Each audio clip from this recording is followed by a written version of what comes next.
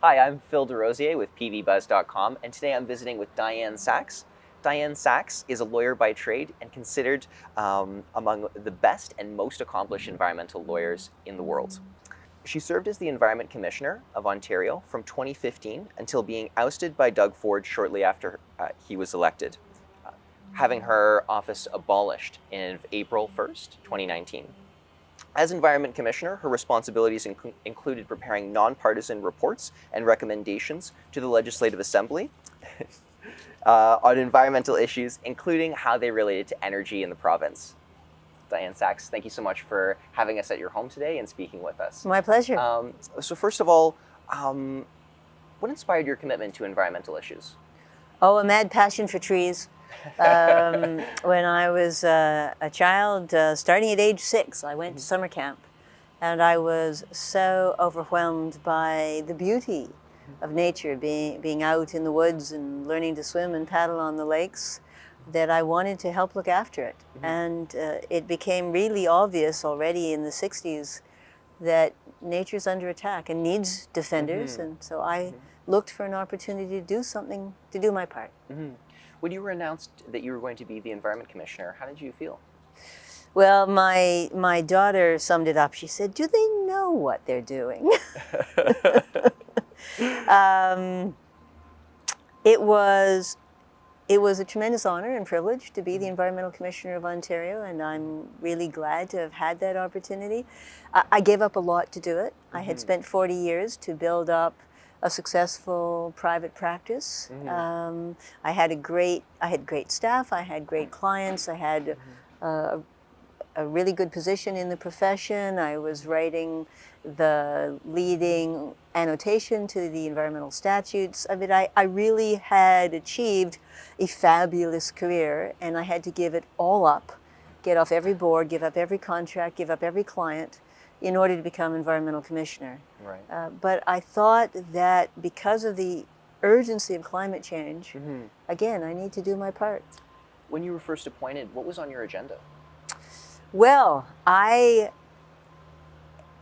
didn't realize this in the 30 seconds they gave me to choose a start date, but I actually started as commissioner during the Paris Climate Conference. Oh. So talk about drinking from a fire hose. It was getting dumped into the details again of international climate politics and policy in a way that I hadn't for many years. And it is, as a lawyer working in environment and energy issues for 40 years, I thought I had a fairly good sense of climate change, and what I learned in Paris was that it's much worse than I thought, coming much more quickly, having much more pervasive effects, and that action is urgent right now. So that's what I've been running for ever since. Given more time on your mandate, what would you have liked to accomplish? Well, I'm extremely proud of the 15 reports that we got out in that 3.5 years. I know we didn't waste a day. Every single minute that we had was full. And we accomplished a lot in terms of increasing public awareness of environmental rights and of the office. You know, when I was appointed, still 95% of the people in Ontario didn't know we had an environmental commissioner. And when the Conservative government announced their intention to abolish our office, that public poll that the OPSU Commission showed that 65% of the population actively disapproved of that and thought we would be worse off. I mean, that was already an amazing compliment, people's awareness of the work we've done for them for 25 years.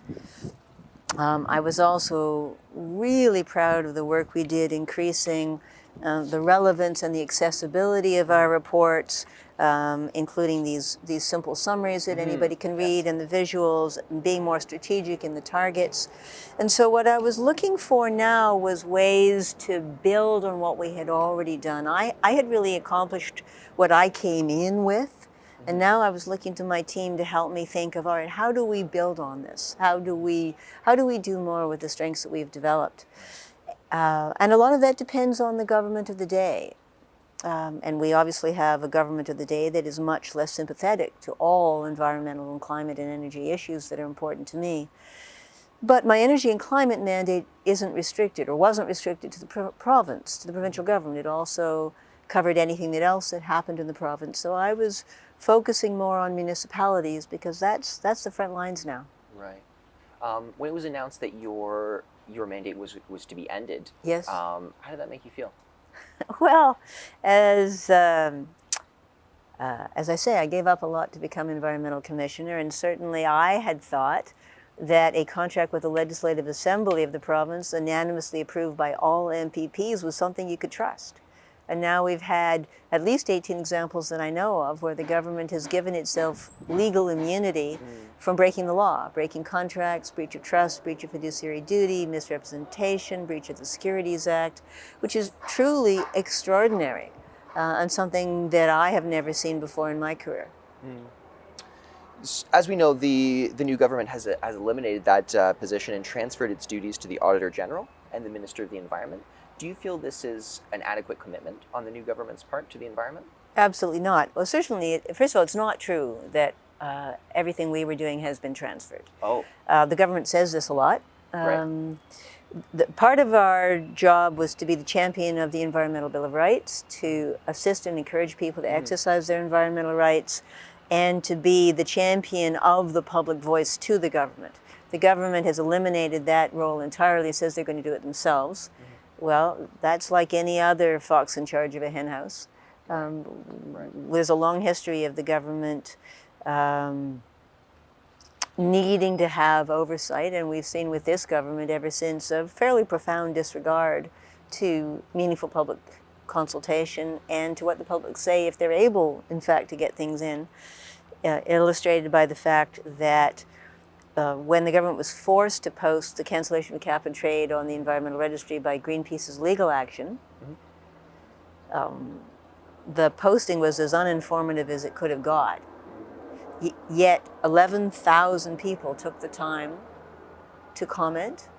Only 1% of them supported the cancellation of cap and trade.